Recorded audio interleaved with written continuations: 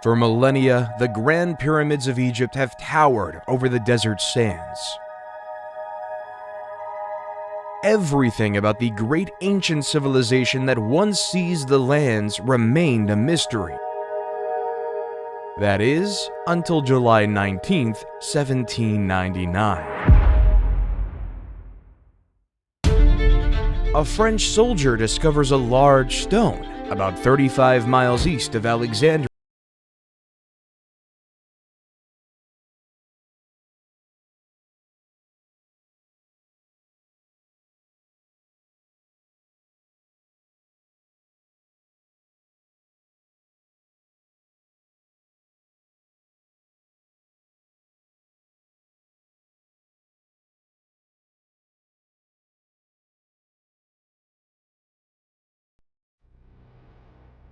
Egypt is the gift of the Nile.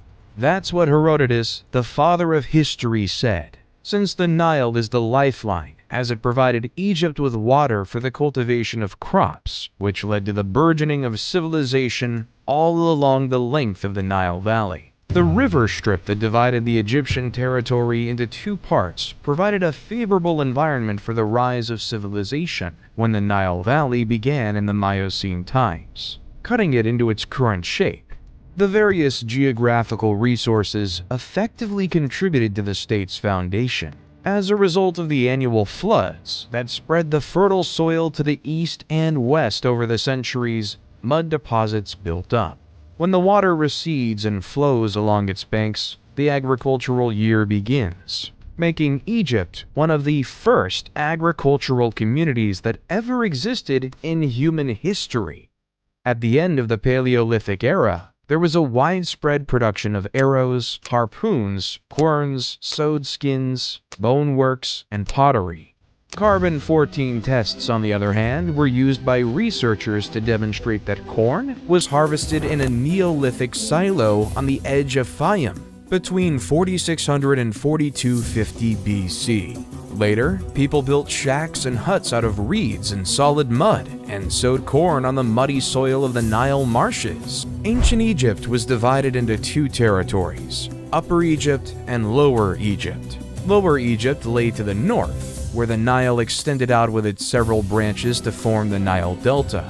Upper Egypt, which stretched to Aswan, was to the south. The two kingdoms were united around 3000 BC by King Narmer, but each retained its regalia, the Hedjet or white crown for Upper Egypt and the Deshret or red crown for Lower Egypt. As a result, the pharaohs were known as the rulers of the two lands, and they wore the Shent, a double crown with each half denoting sovereignty of a different land.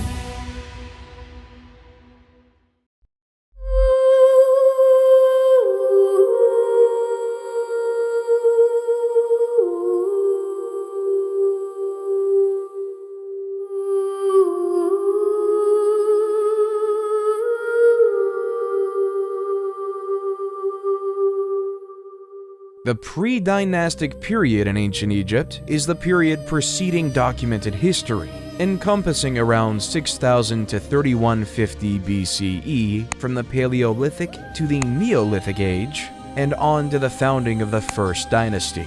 While there are no written records from this period, archaeological digs in Egypt have unearthed items that convey their tale of the Nile River Valley's cultural history. The pre-dynastic period is called by the regions or ancient city sites where these artifacts were discovered, rather than the cultures that lived there.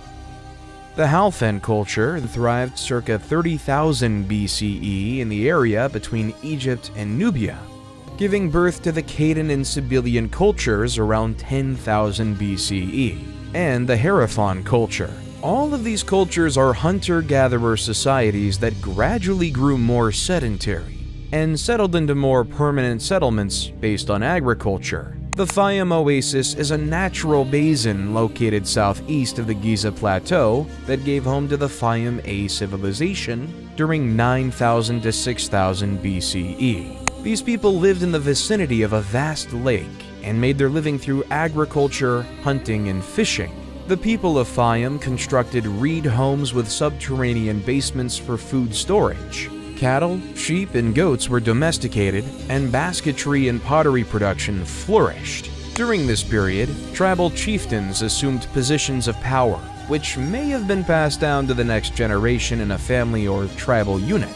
Communities went from tiny tribes traveling together to large groupings of diverse tribes living in the same region all the time. The Fayum-A culture gave rise to the Merimde during 5000 to 4000 BCE, which was named from artifacts discovered at the location of that name on the western side of the Nile Delta.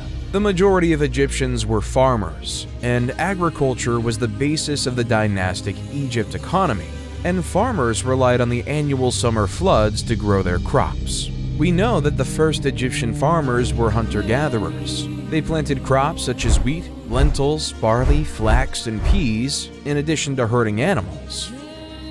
According to what was found on a location in the western side of the Nile Delta, the oldest levels of Merimdi Beni Salama that evolved between 8000 and 4000 BC, in addition to the Fayum Basin, both dating back to the Neolithic era. The Nile Valley's convex terrain encouraged the development of several basins, which in ancient times were flooded with floodwaters every year that brought silt and mud that fertilized the soil. These basins, of which 130 have been found, served as the irrigation system's reservoirs in ancient Egypt. Granaries were made of clay jars or baskets that were buried up to their necks in the earth. The El Omari culture, about 4000 BCE, developed on these achievements by building circular homes of higher complexity with plastered mud walls. All of these cultures evolved and flourished in Lower Egypt, Northern Egypt, closest to the Mediterranean Sea, whereas Upper Egypt civilization formed later. The inhabitants of the Badarian culture lived in movable tents, like their ancient forefathers, but preferred fixed homes. Following the Badarian period came the Amratian period, also known as Naqada I, which constructed more complex homes with windows and hearths, wattle and daub walls, and windbreaks around the main entryway. The practice of mummification began around 3500 BCE, where burial items were still left with the deceased. These developments were aided by the Girzian culture, also known as Naqada II, 3500 to 3200 BCE, which launched trading with other regions, inspiring changes in culture and art. The houses were built of sun-baked brick, and the more opulent ones included courtyards, an addition that would become commonplace in Egyptian homes later. The city of Abydos, located north of Naqada, became an important burial location, and huge tombs were built, forming a necropolis, a city of the dead.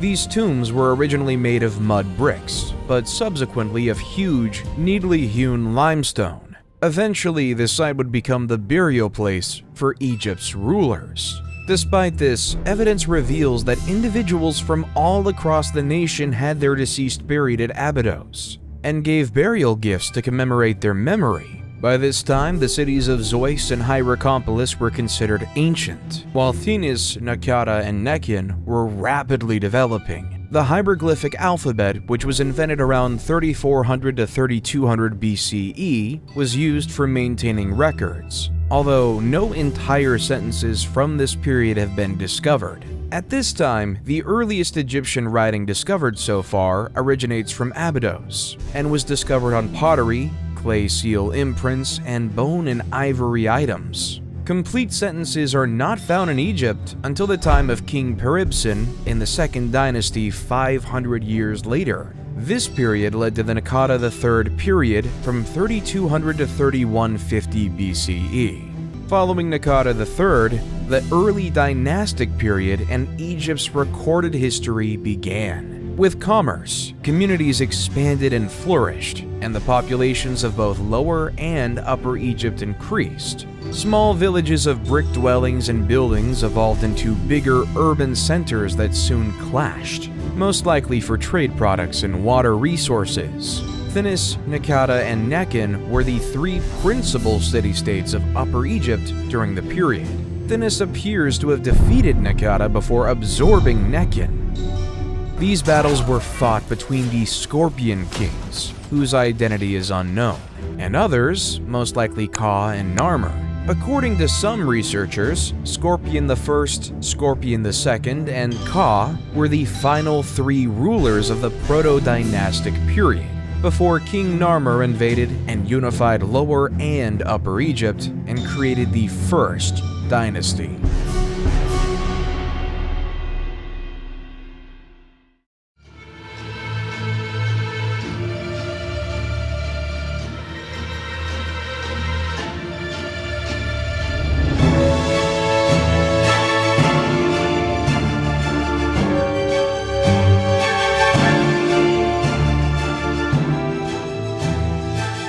The early dynastic period in Egypt began in the years 3150 to 2613 BCE.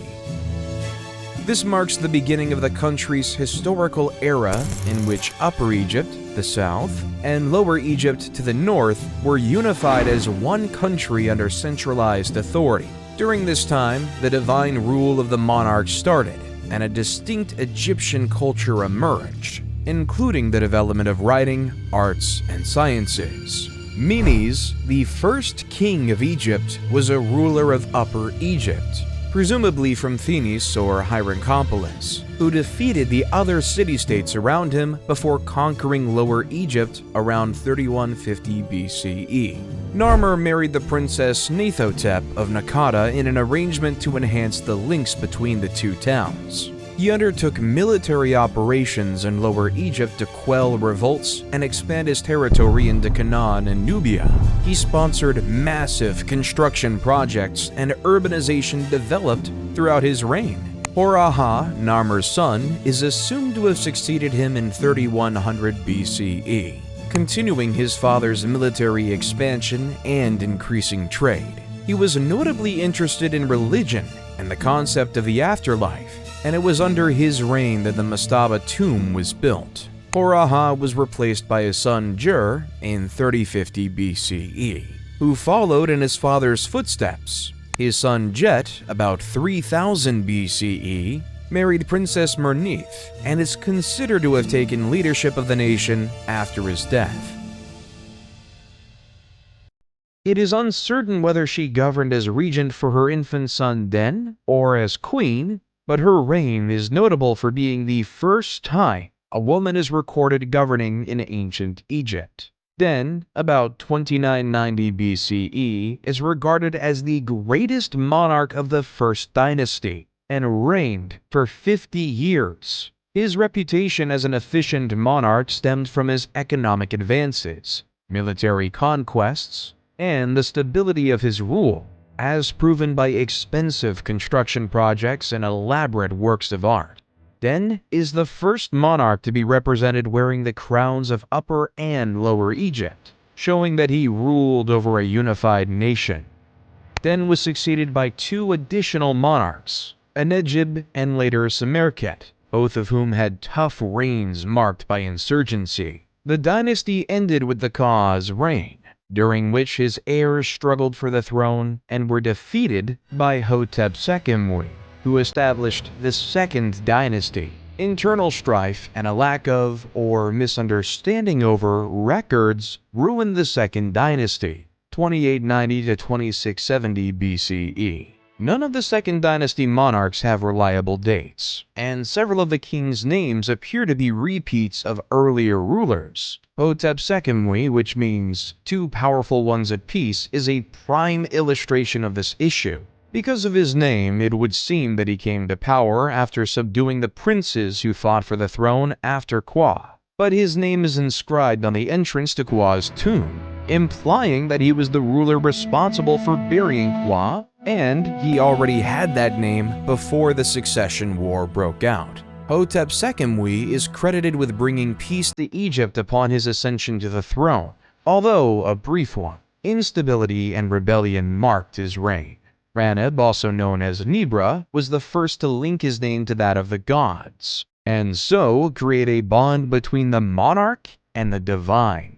There is no reasonable explanation for Peribsen's precision. Early academics claimed he was the first monotheist who declared Set to be the sole deity. But evidence of his reign's devotion to various gods disproved this. Because his name is only found in Upper Egypt, it's possible that he opted to ally with Set for political reasons, to distinguish himself from the Horus religion of Lower Egypt. For whatever reason, he is regarded as a good monarch because commerce, the economy, religious practice, and the arts all thrived during his reign. Peribsen was replaced by Kheskemwy, probably his son, who continued his predecessor's construction projects and is believed to have brought Egypt's two regions back under central control, or at least reinforced unification. His most famous works include the statues at Hierakonpolis and Abydos, as well as his role as the father of Pharaoh Djoser.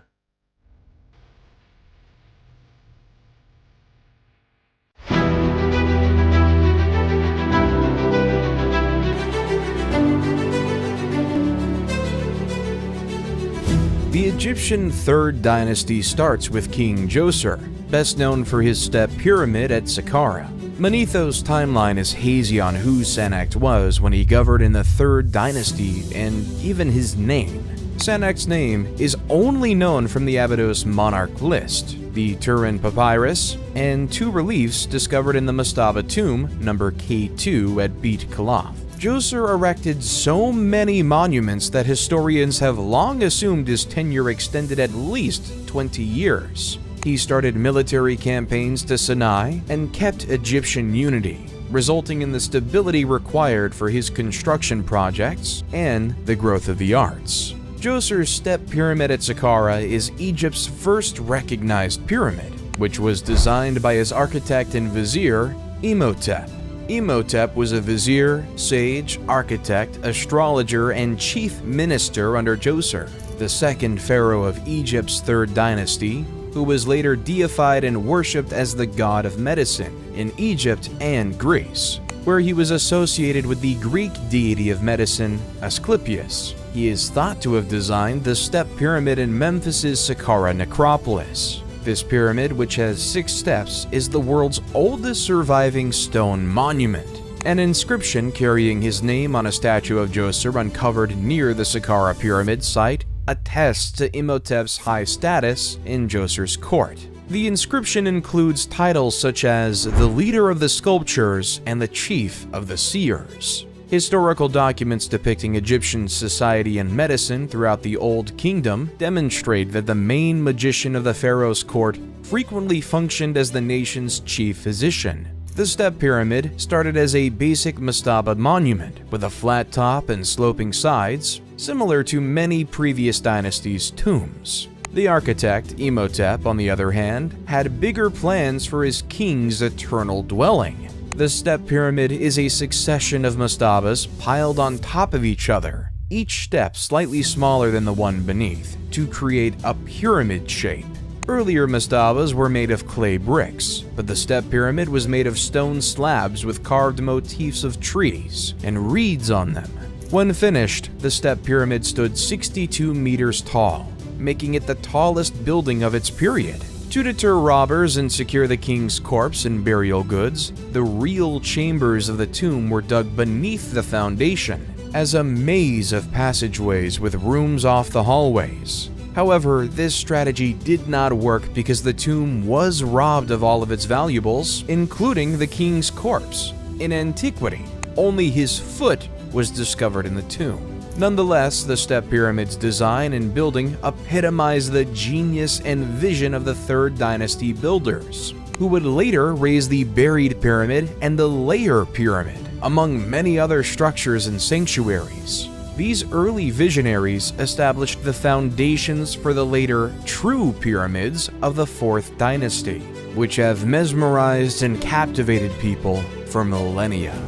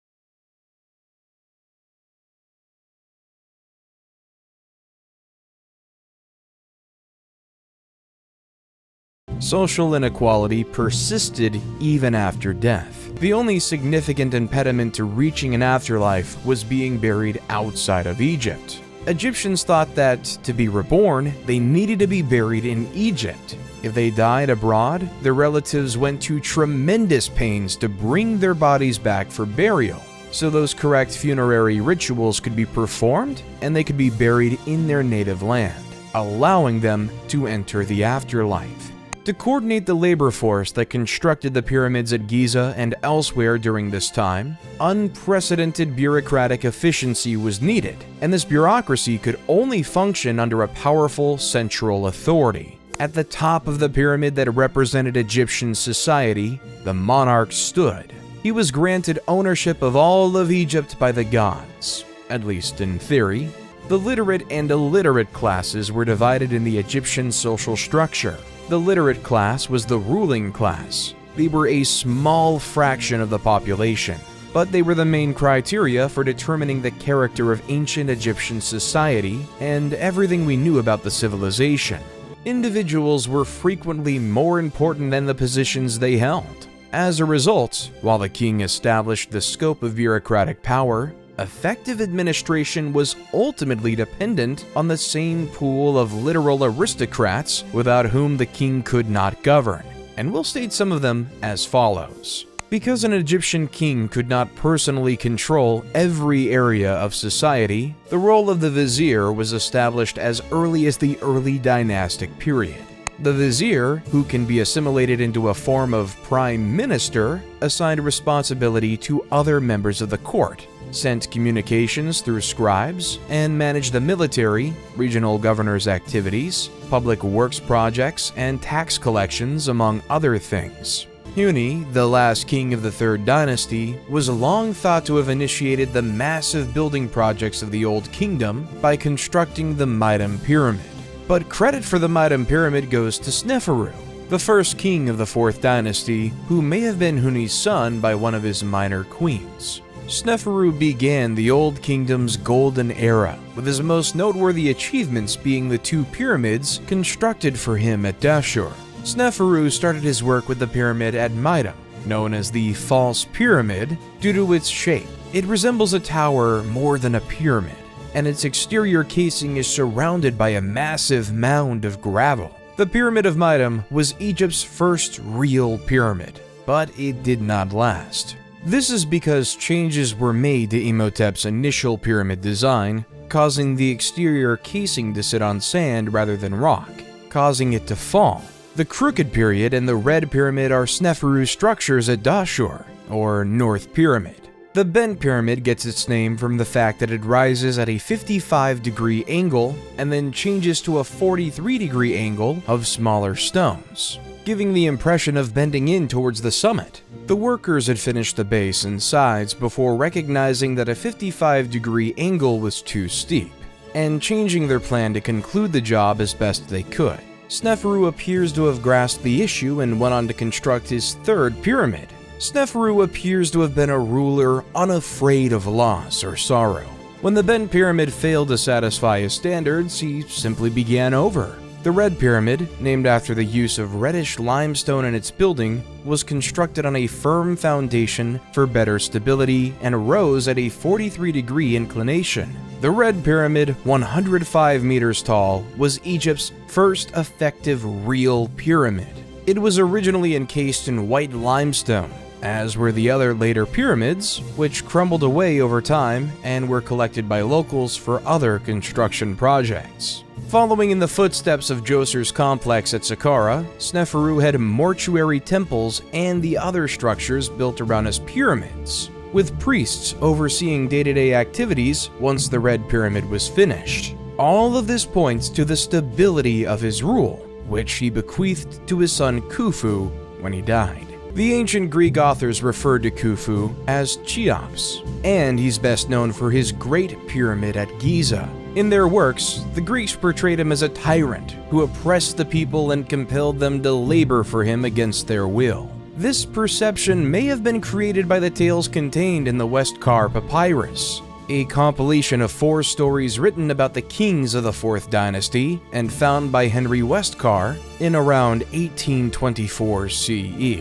The papyrus contains 4 tales recounted by Khufu's sons, including one in which King Khufu summons a sorcerer who claims to be able to reconnect a decapitated head to a body. And some academics read his actions in requesting a demonstration as malicious or careless. During the reign of Khufu, Egypt became even wealthier as a result of his military battles against Nubia and Libya, as well as his lucrative trade deals with cities such as Byblos. He also invested in agricultural innovations to improve the livelihoods of his people. During his reign, the world's first documented dam was constructed in Wadi Jarawi, a mountain range west of modern Helwan. This dam improved water availability for farms and others in the town. The Great Pyramid of Giza is the final of the ancient 7 wonders of the world, and a distinguishing emblem of Egypt. It is situated on the Giza Plateau near the modern city of Cairo, and was constructed over 20 years during the rule of Khufu. Although many hypotheses exist regarding the pyramid's purpose, the most generally acknowledged idea is that it was built as a tomb for the king. However, how it was constructed remains a mystery to this day. Historians continue to dispute the idea of ramps going around the outside of the building to move the blocks into position. These theories persist despite a growing body of evidence proving that the pyramid was constructed by the ancient Egyptians using technical means that were most likely so common to them that they felt no need to document them. Nonetheless, the complexity of the interior passages, shafts, and chambers, as well as the nearby Osiris shaft, encourages the persistence of these fringe theories, as does the mystery of how the pyramid was built at all, and its orientation to cardinal points. A prominent figure during that time, called Hemeyunu, was the vizier during the reign of Khufu in the 4th dynasty, and one of the king's relatives. He was in charge of building his Great Pyramid and keeping an eye over its construction works, and he was buried near Khufu's pyramid. The construction work of the pyramid was done by expert and unskilled laborers employed by the state for the job. These employees either offered to pay off a debt, performed community service, or were paid for their time. The annual inundation of the Nile River was important for Egyptian survival because it distributed rich soil from the riverbank all across the shore's farmlands. However, it also made farming those lands impossible during the flood. During these times, the government supplied work for farms by constructing large monuments. These were the individuals who performed the real physical labor of moving stones, elevating obelisks, constructing temples, and constructing the pyramids that continue to amaze and motivate people today.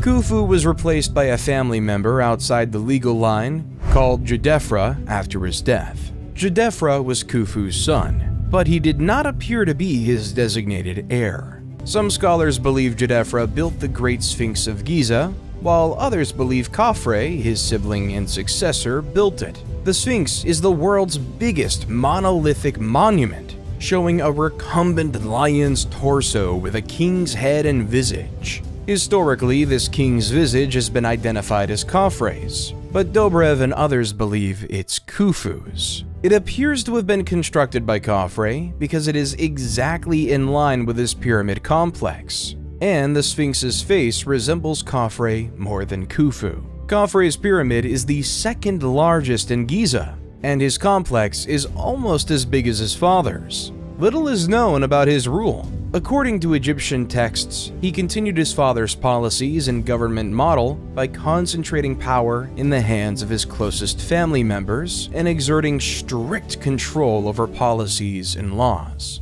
Following Khafre's demise, succession was temporarily disrupted again when Baka, Jedefri's son, took the throne. He did not even rule for a year before Menkaure, Khafre's son, took over as monarch. Both the Greeks and the Egyptian writings praise Menkaure. Menkaure, like his father and grandpa before him, started construction on his Giza pyramid and shrine complex. Menkare's pyramid and complex are smaller than the other two, which represent a significant development in the history of the Old Kingdom, and one of the causes of its collapse. The resources required to construct the Great Pyramid were no longer accessible during Menkare's period, but he did his best to establish an everlasting residence on par with his fathers and grandfathers. Quenra, Menkare's son and designated successor, perished while this pyramid was being constructed, upsetting the dynastic succession, and Menkare died before the pyramid complex was finished. Despite reigning for 30 years, he was unable to finish the work of his predecessors, which many historians attribute to the dwindling resources at his disposal. Shepseskaf, Menkare's successor, finished Menkare's structure at Giza, but was buried in a relatively modest mastaba at Saqqara. As previously stated, the monarchs diverted immense resources to their funerary structures and buildings, but these temples and sanctuaries were increasingly under the authority of the priests who managed them, rather than the king. Although the Giza Plateau is now an old, sand-swept location on the outskirts of Cairo, it was a city of the deceased, inhabited by the living who tended to it during Menkare's time. Giza had priests' houses, shrines, worker accommodations, stores, factories, breweries, and all the amenities of a small metropolis. The civilian life in ancient Egypt was very active.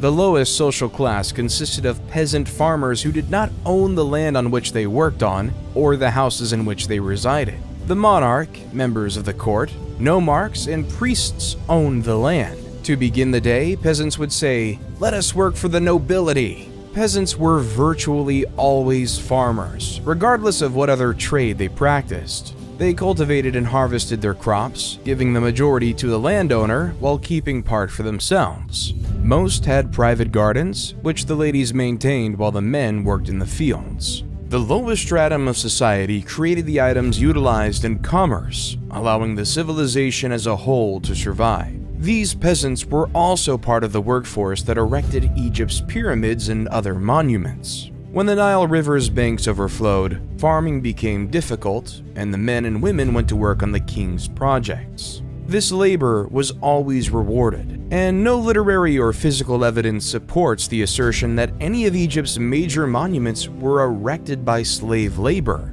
Work building monuments like the pyramid and associated burial complexes, temples, and obelisks provided the peasantry with the sole possibility of upward mobility. Skilled painters and engravers in particular were in high demand in Egypt, and were paid more than unskilled laborers who merely hauled the stones for the construction from one location to another. Peasant farmers might also raise their status by learning a craft and producing the vases, bowls, plates, and other ceramics that people need. Skilled carpenters could make a fortune by making tables, desks, chairs, beds, and storage chests, while painters were needed to decorate upper-class dwellings, castles, tombs, and monuments. Brewers were likewise held in high regard, and breweries were occasionally controlled by women. They appear to have been operated on by females in early Egyptian history. Beer was the most popular beverage in ancient Egypt, and it was commonly utilized as a kind of recompense. 3 times a day, workers on the Giza Plateau were given a beer ration. The deity Osiris was said to have provided the drink to the people, and breweries were overseen by the goddess Tenene. Marriages were more secular than religious in ancient Egypt. The parents planned the majority of weddings in any of the classes. Girls were often married at the age of 12, and boys at the age of 15. Royal offspring were frequently promised to foreign monarchs as babies to seal treaties. The ancient Egyptians' lives were not all labor. They found plenty of time to have fun by participating in sports, board games, and other activities. Hockey, handball, archery, swimming, tug-of-war, gymnastics, rowing, and a sport known as water jousting, which was a sea battle played in small boats on the Nile River in which a jouster tried to knock the other out of his boat, while the second team member maneuvered the craft, were all ancient Egyptian sports. The festivals of ancient Egypt were individually distinct in their own right, depending on the nature of the occasion, but they all had one thing in common: drinking and feasting. The Egyptian diet consisted mostly of grains, wheat, and vegetables. The meat was incredibly expensive, and only royalty could afford it. The fourth dynasty ended with Shepsekhof's brief reign, and the fifth started with much less hope. The fifth dynasty is known as the Sun King's Dynasty because so many of their titles contain the name of the deity Ra, usually given as Re. The first three of these rulers, Userkaf, Sahur, and Kakai, would later be memorialized as divinely chosen in the Westkar papyrus tale, The Birth of the Kings. The dynasty starts with King Userkaf, but a lady called Kenkaz, most likely a daughter of Menkor, appears prominently in the Egyptian texts as mother of two kings of Upper and Lower Egypt, though it's unclear who those monarchs were. Her monument is the fourth pyramid at Giza, and she was a significant person. Not much is known about her. Userkaf is best renowned for his work on the Temple of the Sun and Abusir. This structure represents a significant divergence from the position of the monarch at the beginning of the fourth dynasty, and the beginning of the end of Giza as the king's necropolis. The sun deity Ra was now venerated directly by the people through the priesthood, and the king's position as the god's primary representative was reduced. Userkaf's son Sahur replaced him and constructed his funerary complex at Abusir near the Temple of the Sun. Sahur was a capable monarch who led the first Egyptian expedition to Punt and arranged significant trade treaties with other countries. Punt, on the other hand, was one of his biggest accomplishments, as it became an important source of many of Egypt's most valuable resources, and in time was regarded as a legendary country of the gods. Sahur constructed his own temple to the sun in Abusir and was the first to use palmiform columns in the building, which would later become the norm for columns throughout Egypt. Sahur's war exploits and cautious resource management enriched the nation, as demonstrated by the intricate work done on his mortuary complex and the inscriptions discovered. His son, Neferirker Kakai, succeeded him. Inscriptions suggest he was a good king and well-regarded, but little is known of his tenure except that the priesthood got even more dominant during his control. His son, Neferifre, succeeded him but perished young, possibly around the age of 20. He was followed by King Shepsekhar. Nusir-ini succeeds him, and the priests of Ra acquire even more authority during his rule. The bureaucracy of the temples and mortuary buildings grew as well, putting a burden on royal coffers, which paid for sanctuary care and maintenance. Menkaure replaced him, but little is known about his rule other than the fact that he was the last monarch to construct a temple to the sun. Djedkhereisi replaced him in the late 25th to mid-24th century BC. The roots of Djedkhereisi are unclear. He's not regarded as Menkaure-Kayu's son, but he may be connected. To keep the economy stable, he reforms the administration and the clergy extensively during his rule.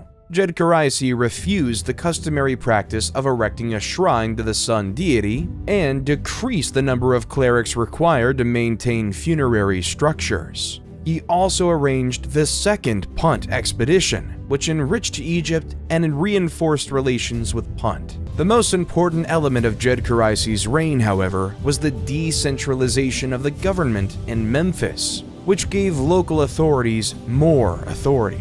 Djedkhereisi was replaced by his son Unas, the reign of whom is little documented. Unas was the first Egyptian king to have the interior of his tomb decorated and inscribed with what became known as the pyramid texts. These inscriptions depict the king in communion with Ra and Osiris. The position of the king was already considerably reduced when the 6th dynasty started. Local officials and bureaucrats built more elaborate tombs than nobles during the rule of the first monarch, Teti. Teti was killed by his bodyguards according to the 3rd century BCE historian Manetho, an act that would have been inconceivable earlier. He was replaced by Userkure, who may have been involved in the assassination plan.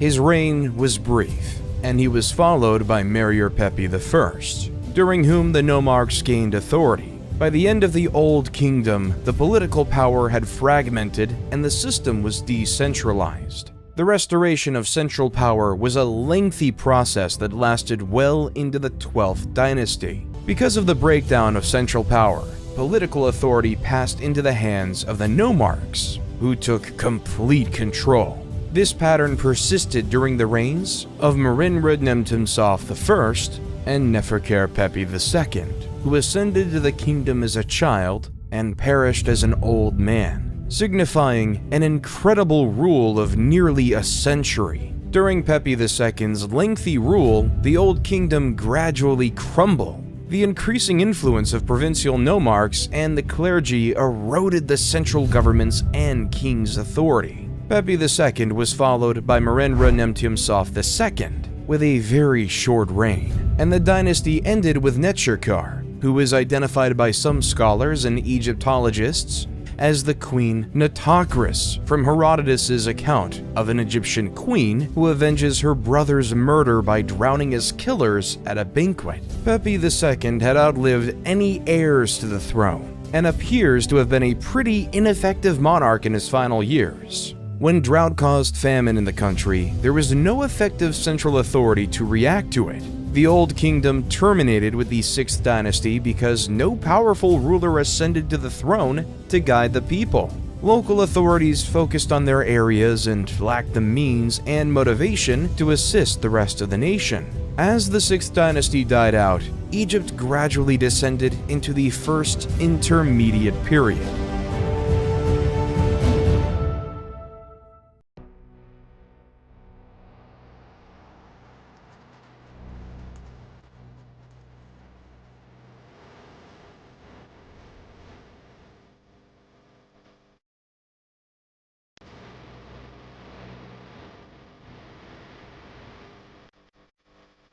The First Intermediate Period is marked primarily by a rise in the authority of provincial administrators of distinct areas, and a decline in the power of the central government at Memphis. The great structures of the Old Kingdom on the scale of Giza's pyramids were no longer constructed within the First Intermediate Period because there was no strong central sovereign to order and pay for them, and no administration to coordinate the large workforce. The cultural image that comes from a study of historical data does not support a chaotic, dark era, but rather a different social and political model than what had come before. There is some historical evidence for the claim of unrest and claimed disorder, which stems from the absence of a single powerful central government.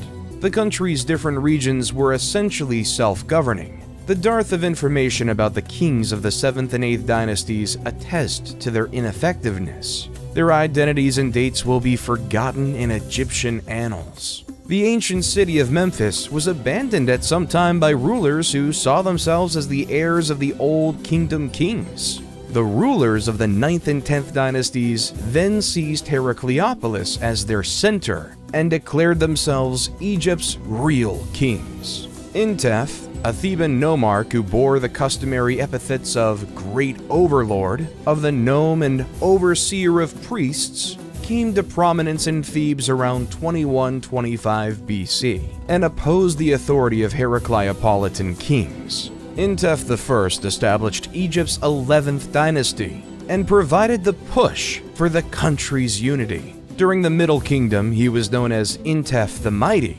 and a monument in his honor was erected in the Temple of Karnak. And this was the way leading to the beginning of a new era, which was the Middle Kingdom.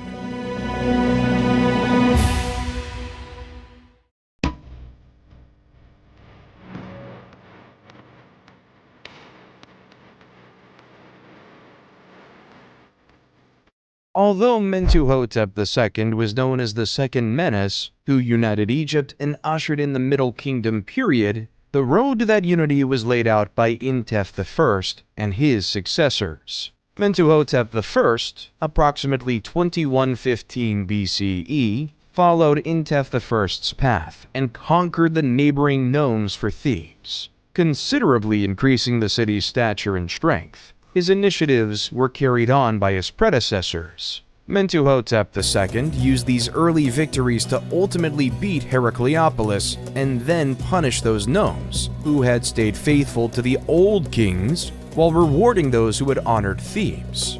Mentuhotep II devoted his time after the process of unity to the ruling, military accomplishments, and construction projects. Mentuhotep's successor, Mentuhotep III, reigned during 2010 to 1998 BCE, maintained and expanded his programs. He dispatched an army to punt and strengthened the northern delta's borders. Mentuhotep IV replaced him. His entire 7-year rule is silent, but he most likely continued his predecessor's policies effectively because the nation is thriving when Amenemhat replaces him as monarch.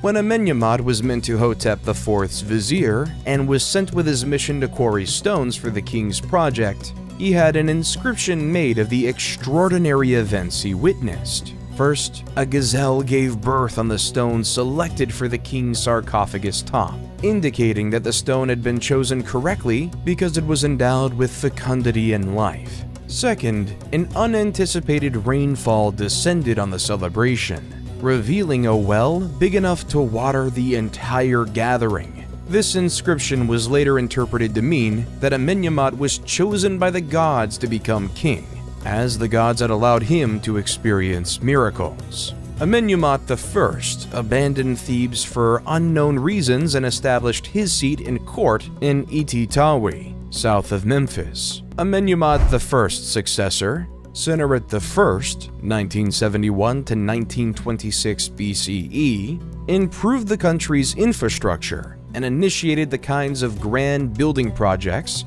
that had characterized the Old Kingdom and represented the king's power, including a temple to Amun at Karnak, which sparked the construction of the Great Temple complex there. Amenemhat I had followed in the footsteps of Intef II and Mentuhotep II by restricting the authority of local nomarchs and priests, and giving power only to those most trusted in the family. Sennacherib I continued the same strategy.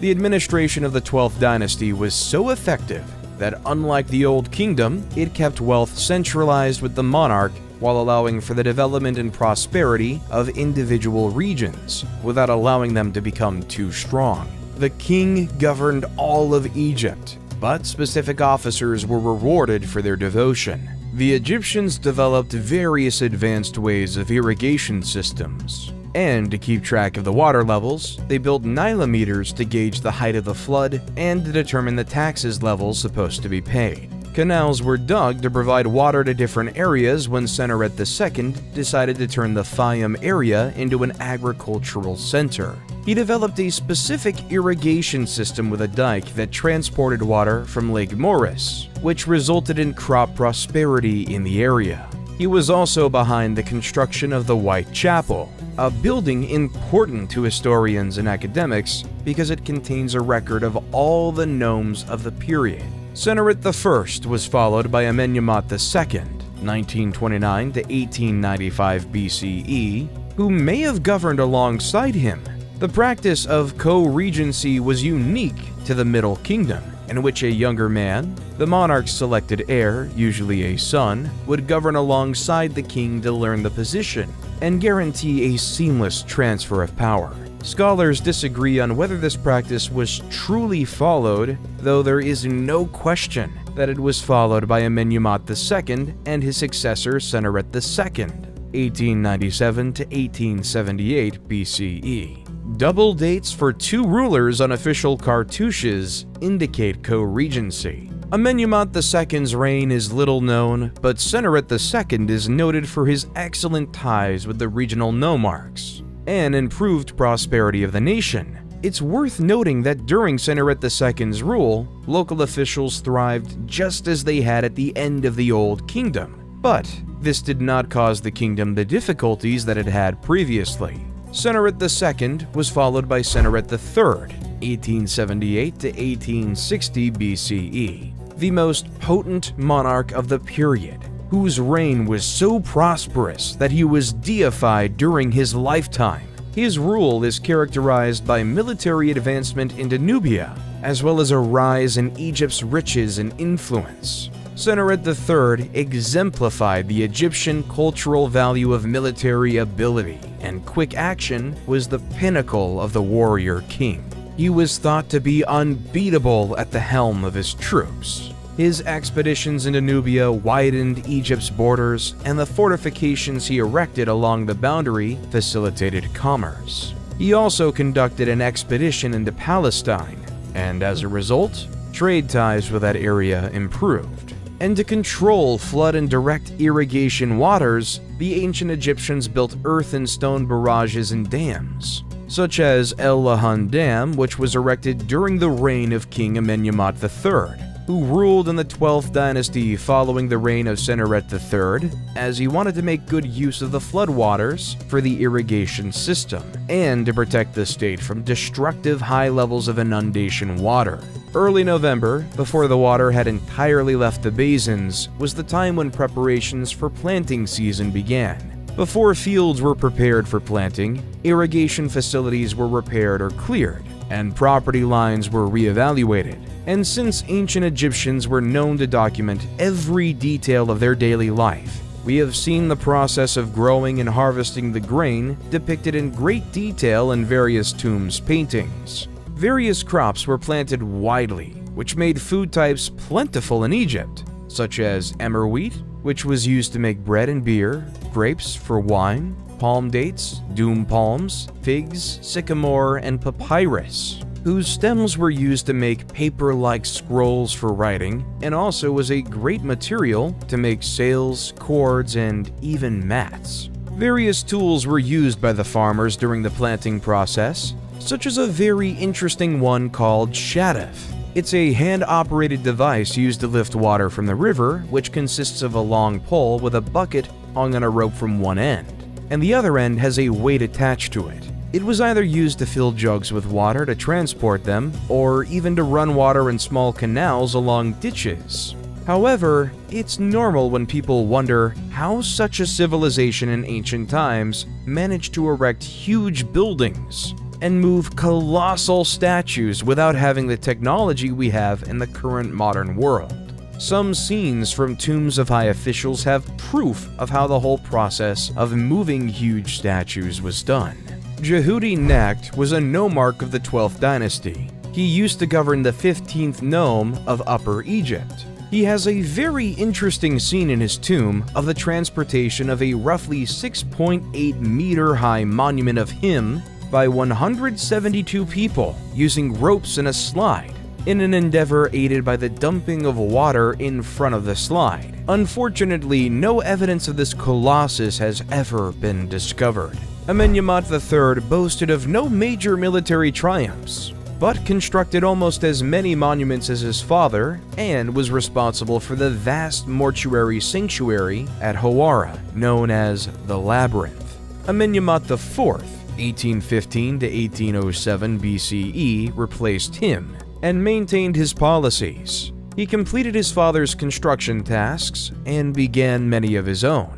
During his reign, military and commercial expeditions were undertaken on numerous occasions, and trade thrived with towns in the Levant, particularly Byblos and elsewhere. The co-regency policy, if it was implemented, had guaranteed a seamless transfer of power from ruler to ruler, but it failed in the case of Amenemhat IV, who had no male successor to prepare for success. After his demise, the throne passed to his sister, or probably wife, Sobonefru, 1807 to 1802 BCE, whose rule is little known. Unless the Queen Nitocris of the 6th dynasty of the Old Kingdom is accepted as real, Sobonefru was the first woman to govern Egypt since the early dynastic period. The 12th dynasty concluded when she perished without an heir, and the 13th started with the reign of Sobekotep I, 1802 to 1800 BCE. The Middle Kingdom's 12th period was the most powerful and wealthy. The 13th dynasty would receive the riches and the policies, but would be unable to put them to good use. The 13th dynasty appears to have maintained the policies of the 12th dynasty monarchs and kept the nation united, but none of them had the personal power of the previous kings, according to incomplete documents. Lower Egypt started to develop its political groups.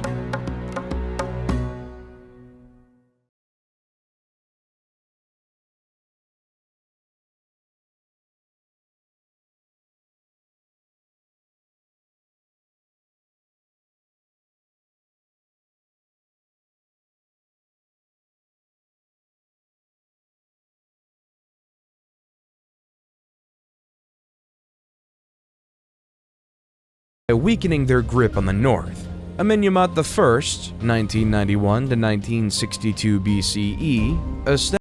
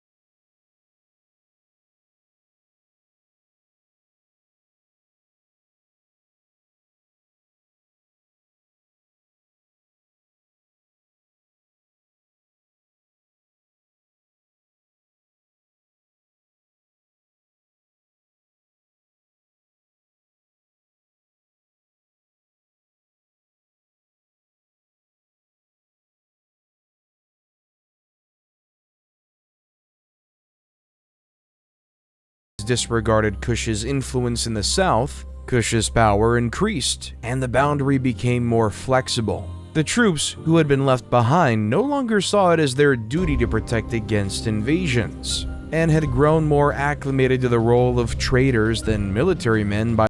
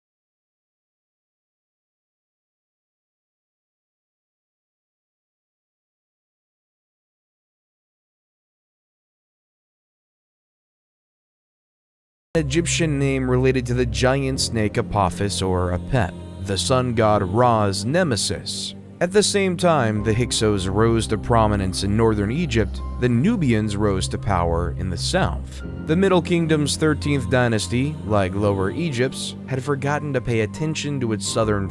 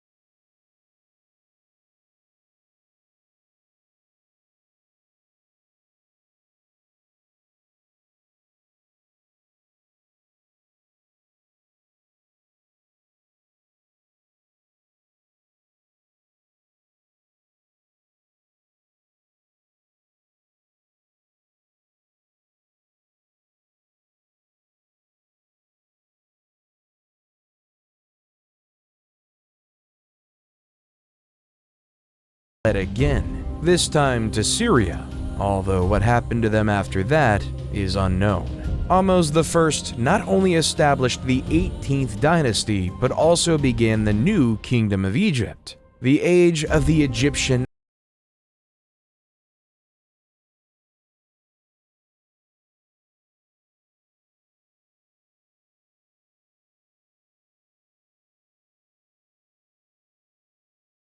Such dominance in their land again, the triumph that would become the new kingdom, a period of unprecedented.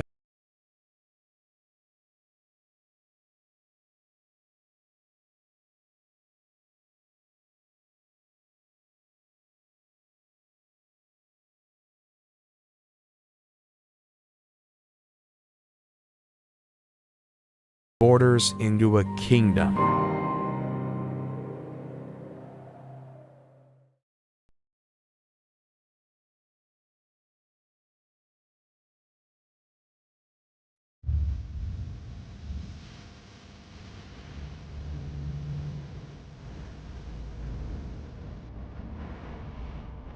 Ahmose I realized that the Hyksos had been able to establish themselves so securely because previous Egyptian monarchs had permitted them to. As a result, he chose to establish protected areas around Egypt's boundaries and fortify neglected settlements in strategic locations to protect the nation. The Battle of Ahmose I against the Hyksos brought him and his troops into touch with the areas of Palestine and Syria, where he continued his operations while also conducting military excursions south against the Kingdom of Kush and Nubia. When he died, he had protected the nation and consolidated his authority, leaving a steady political and economic situation for his replacement, Amenhotep I, 1541 to 1520 BCE. Inscriptions show that Amenhotep I followed his father's policies and modeled himself after him as a warrior monarch, but he most likely only commanded battles into Nubia. There are no accounts of him conducting expeditions into Palestine or Syria, but he may have done so because those areas stayed secure during his and his successors' reigns. Thutmose I, 1520 to 1492 BCE, replaced him and immediately started wars to expand Egypt's reach. Thutmose I put down a revolt in Nubia that erupted soon after assuming the throne, personally murdering the Nubian monarch and suspending his corpse from the prow of his ship as a caution to other rebels. He then extended Egypt's control over Nubia further south before shifting his focus to Palestine and Syria. He expanded Thebes' famous Temple of Karnak and built numerous other temples and structures throughout Egypt. Thutmose II, 1492 to 1479 BCE, succeeded him, but little is known about his rule because he was quickly eclipsed by his more potent half-sister, Hatshepsut. Hatshepsut, 1479 to 1458 BCE, was one of the most potent and effective New Kingdom rulers. Thutmose II had one child with her, and he had another with a minor woman, Thutmose III, whom he named as his successor, 1458 to 1425 BCE. Following Thutmose II's death, Hatshepsut was appointed regent of Egypt and officially co-ruled with Thutmose III, but she had been the force behind her husband's tenure and continued to do so as she saw fit after his death. Hatshepsut is in charge of numerous construction initiatives. She conducted the most successful expedition to Punt, added her works to the temple at Karnak, and governed in harmony with Nubia to the south. Her construction undertakings were so beautiful and numerous that subsequent pharaohs claimed ownership of them. They were able to do so because Hatshepsut's name was taken from all of her structures, including her magnificent complex at Deir el-Bahri around 1458 BCE. Concerning the obelisks that were erected in the different temples, they were symbols of the sun god, and many of them can be found everywhere in the whole world, whether they were real Egyptian ones or modern ones imitating the ancient Egyptian obelisks. The process of carving one is not a paradox, as there is an unfinished one located in the quarries of granite in Aswan. Hatshepsut commissioned its construction, probably to accompany what became known as the Lateran obelisk, which was originally at Karnak, but was later brought to the Lateran Palace in Rome. Thutmose III inherited a wealthy and secure country in 1458 BCE, and wasted no time in improving it. Thutmose III establishes the Egyptian Empire, which his descendants would sustain. He defeated the neighboring countries and expanded Egypt's dominion further than it had ever been before, using the war chariot acquired from the Hyksos, bronze weaponry, and better strategies. Over 20 years, he led at least 17 separate military campaigns, subduing kingdoms from Libya to Syria and extending Egypt's authority in the south, from the region around Buin down to Kyrgyz. When Hatshepsut died, Thutmose III ascended to power. Believing him to be weak and inexperienced, the king of the Syrian city of Kadesh instigated a revolt in the Egyptian province of Canaan, which swiftly gathered support from other places aiming to dethrone Egypt. This coalition met in the city of Megiddo. Thutmose III marched his army from Thebes to Megiddo in northern Canaan, prudently choosing a narrow pass from the town of Aruna instead of the wider and easier routes to the city, and surprised his enemies by entering the Kina Valley behind their defensive positions and driving them from the field. Thutmose III had to lay siege to the city to seize it. Geneni, who was Thutmose III's commander and military scribe, naturally accompanied his monarch in war to put down the rebellion, and wrote a record describing the fight. Thutmose III was so taken by Jani's tale that he had sections of it written on the walls of the great temple of Amun at Karnak, and, to a lesser extent, elsewhere. Geneni begins by describing why the writing on the temple's walls exist. He then goes on to explain the campaign and its motivations. The wretched adversary referenced on several occasions is the king of Kadesh, who started the revolt and gathered the armies against Egypt. But it is also used to refer to everyone who joined the rebellion at times. Following the Battle of Megiddo, Thutmose III would subdue and punish those who took part, capturing not just Kadesh, but also all of Syria and the Mitanni territories in Mesopotamia. He was succeeded by his son Amenhotep II, 1425 to 1400 BCE, who inherited and built on his father's powerful and safe kingdom. He was not a warrior king, but he did order many construction projects and signed peace treaties and commerce deals with other countries, such as Mitanni. Thutmose IV, 1400 to 1390 BCE, his replacement, carried on his programs. Based on readings of his renowned dream stele, which recounts the tale of how he came to the kingdom, Thutmose IV is regarded as a usurper, although he is the legal son of Amenhotep II. He's best known as the king who rebuilt Giza's Great Pyramid. He is followed by Amenhotep III, 1386 to 1353 BCE, who is regarded as one of Egypt's most effective and powerful rulers. Amenhotep III ruled Egypt at a time when it was at its artistic, political, and fiscal apex. His reign was one of the most opulent in Egyptian history, and he frequently used his riches to persuade other nations to do what he desired. He kept the nation stable, enlarged its boundaries, and devoted himself to the arts and construction initiatives. Many of Egypt's most impressive structures date from his rule. During his reign, however, the priests of Amun started to acquire increasing fortune. They possessed more property than the monarch and used it to enrich themselves further.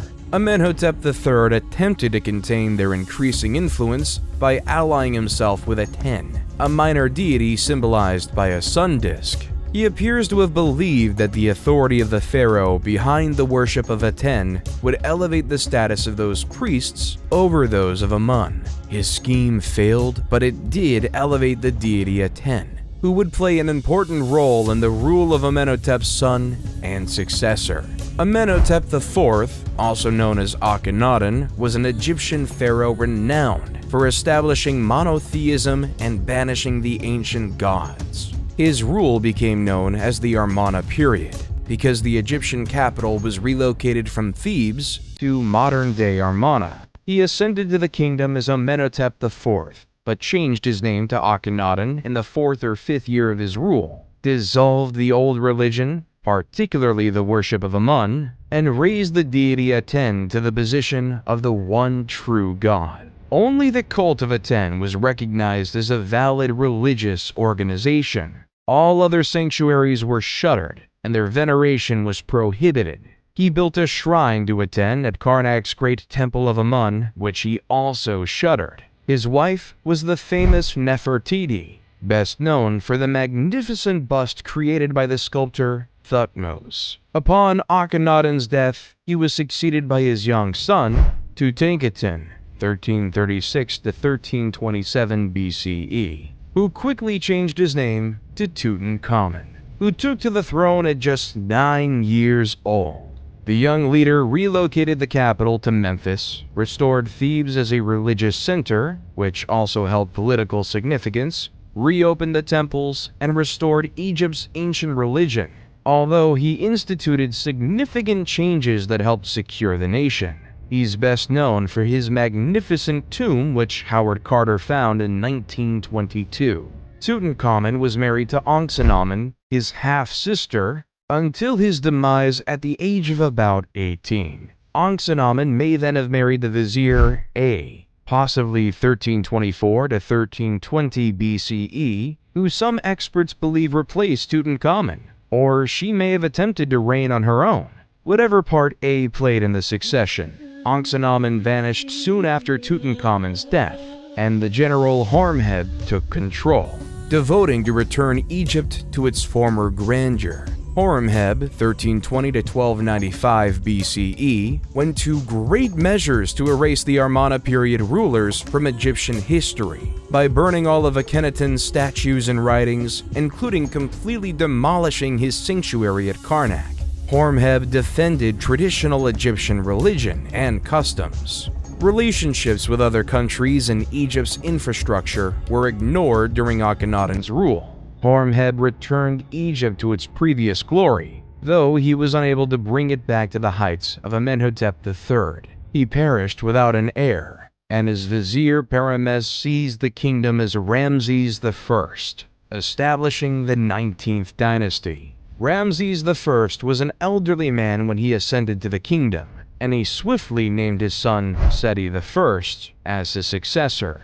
Ramses I resumed Horemheb's task of rebuilding Egypt's sanctuaries and shrines, as well as adding to the vast temple of Amun at Karnak. He gave Seti I the authority to lead military missions to reclaim areas lost during Akhenaten's rule. When he passed, Seti I ascended to the throne and continued Egypt's reform and revival, adding his own touches to the big project at Karnak, and grooming his successor for dominance, his son Ramses II, 1279 to 1213 BCE. He is the most well-known pharaoh of Egypt today. Ramses II governed Egypt for 67 years, and the magnificent temples and monuments he constructed in celebration of his conquests and accomplishments still stand as a testament to the wealth of his reign. There is hardly any ancient Egyptian site that does not mention Ramses II,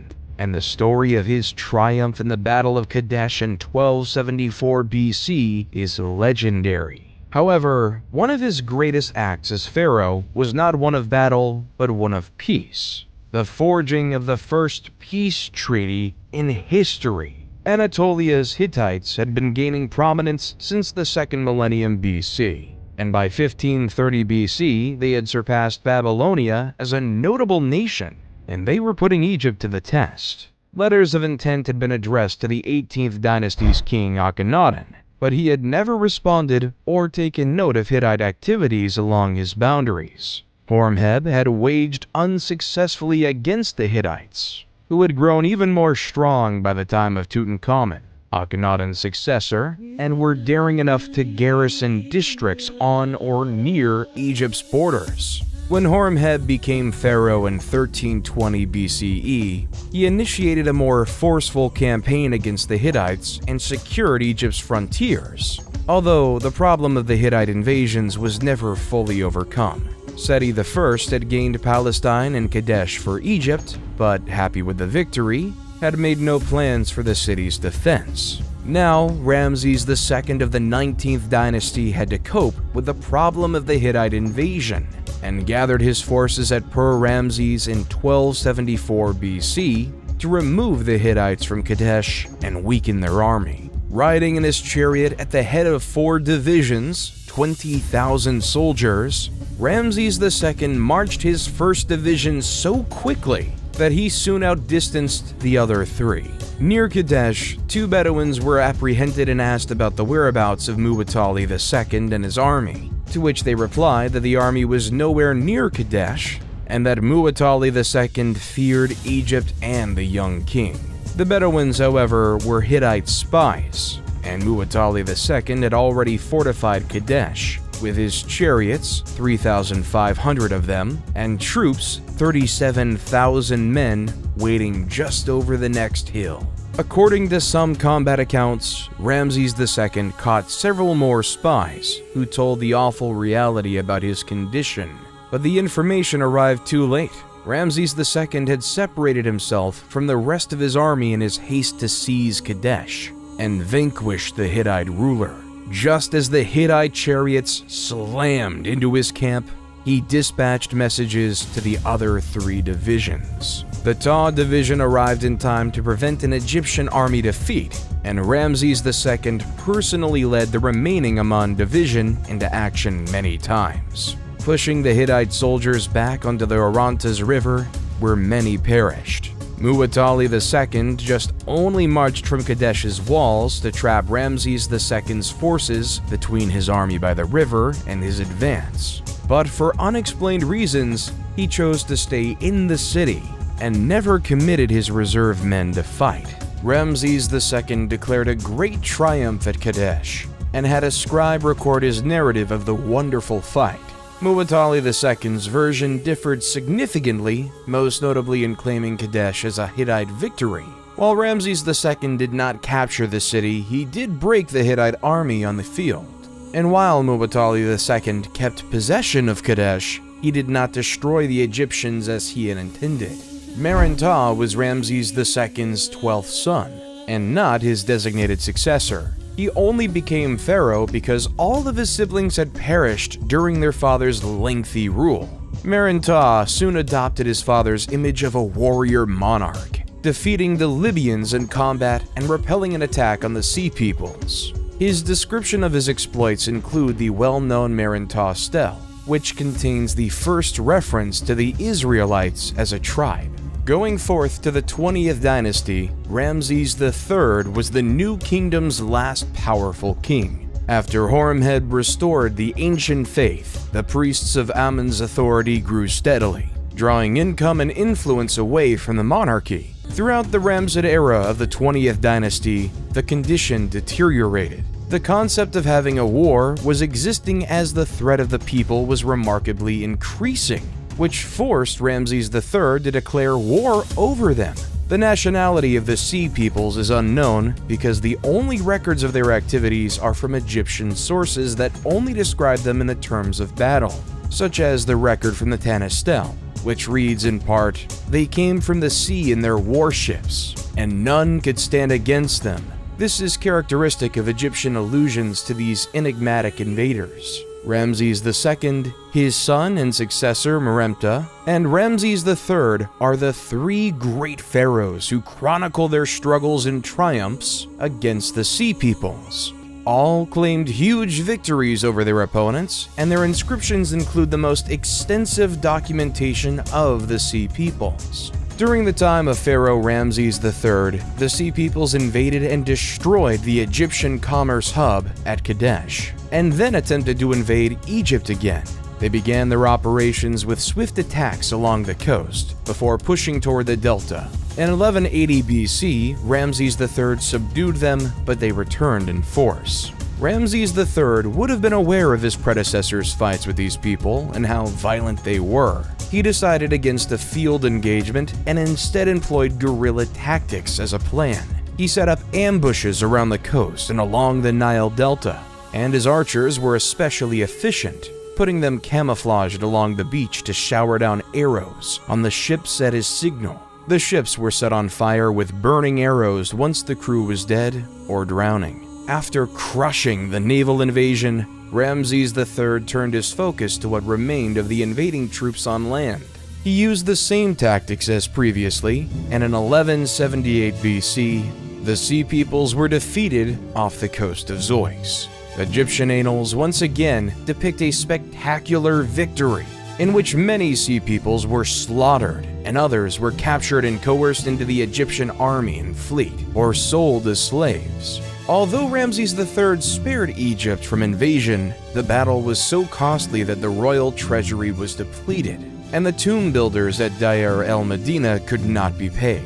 This resulted in the first documented labor strike in history, in which workers walked off the job and refused to return until they were properly reimbursed. And then, the momentum of the Egyptian empire started to fade. Ramses III retained a powerful central authority, secured the borders, and kept Egypt prosperous. But the kingdom was crumbling around him. The office of the Pharaoh of Egypt no longer held the same level of reverence it once did because the priests of Amun served as an intermediary between the gods. Ramses III was injured in an assassination attempt staged by one of his lesser spouses, and perished as a result of his injuries. Ramses IV, 1155 to 1149 BCE, ascended to the throne only after his elder siblings perished. He attempted to imitate the great pharaohs of the past and did complete several construction projects while battling to keep the empire's declining territory, but he perished after a brief rule. He was succeeded by his son, Ramses V, who fought to retain control against Amun's priests and keep the kingdom together. His successor, Ramses VI, carried on the fight with little success. Ramses VII replaced him, followed by Ramses VIII, about whom little is known, Ramses IX, Ramses X, and Ramses XI. All of these pharaohs fought to keep the kingdom together in the face of outside incursions and internal conflicts with Amun's priests. An incident related to these struggles, though obscure, involves a man called Amenhotep, high priest of Amun, who was deposed by the vizier Pinehazy and forced to escape south to Nubia. What we are sure about is that the priests of Amun retained huge power and reached the throne of Egypt and ruled the country.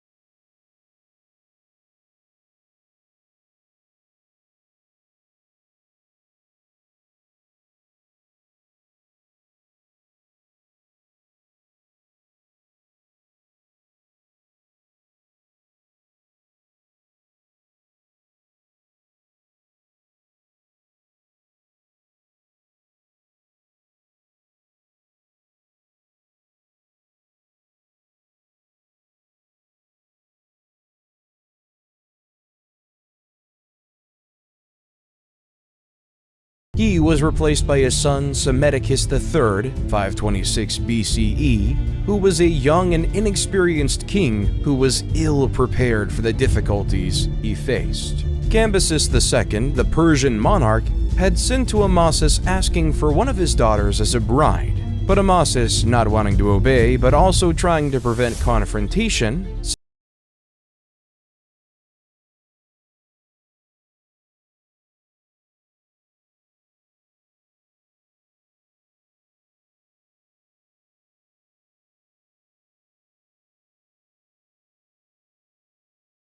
when she arrived at Cambyses.